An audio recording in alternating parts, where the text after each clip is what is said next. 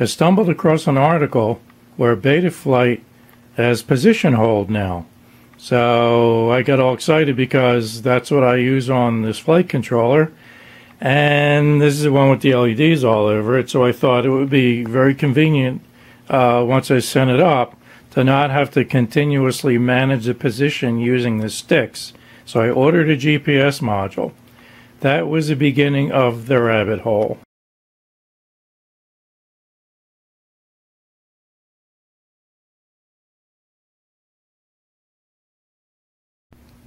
So I have a new project building on an old project.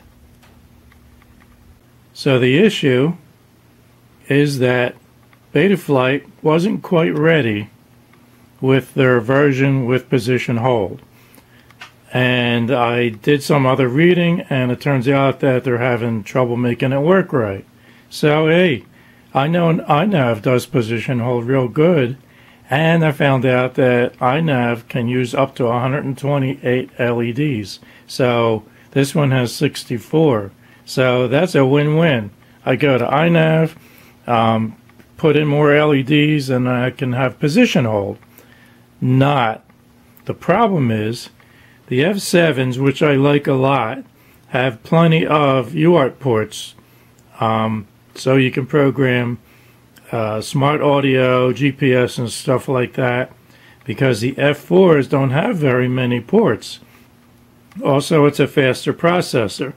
However, iNav LEDs don't work with this F7 processor. This is an Omnibus F7 V3, and I did a lot of research until I came across an article.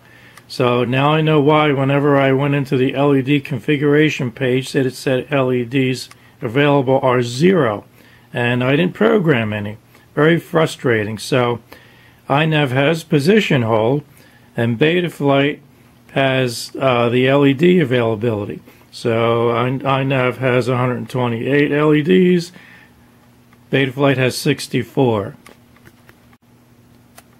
So what I ended up doing was digging out an old F4 processor, and through more digging and research, I found the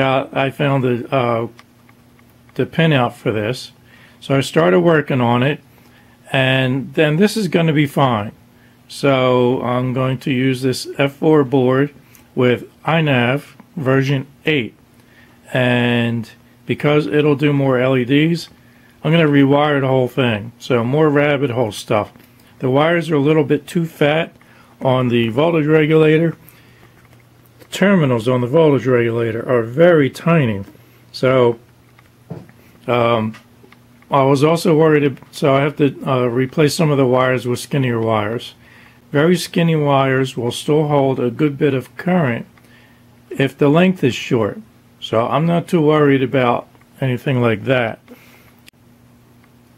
I was worried a little bit about how much load the voltage regulators that I bought will carry. So I haven't used them yet, haven't used it yet, but I bought this before.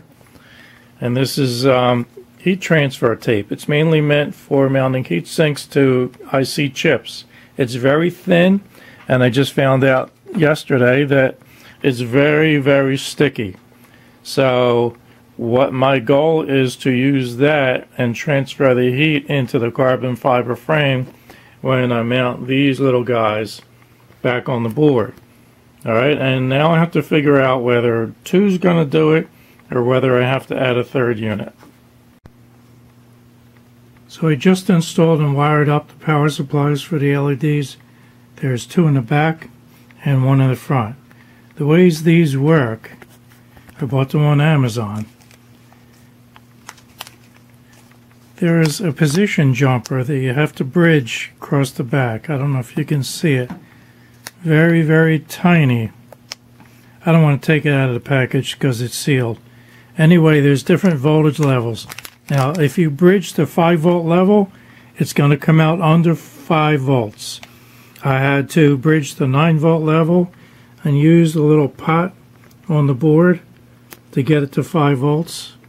I got it up to 5.1 in all 3. I'm going to be using 3 different sources for these LEDs, and I'm also following the order of wiring that they would normally follow if they were in one long strip. In other words, if I'm feeding them front to back, I'm going to go back up to the front on the next strip and feed that front to back instead of going back to front. It might make a difference in the way these things work.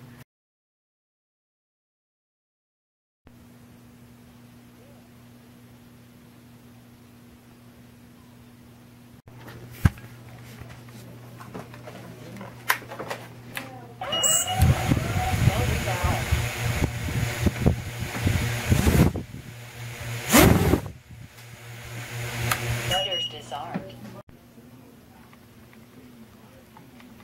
Lights on.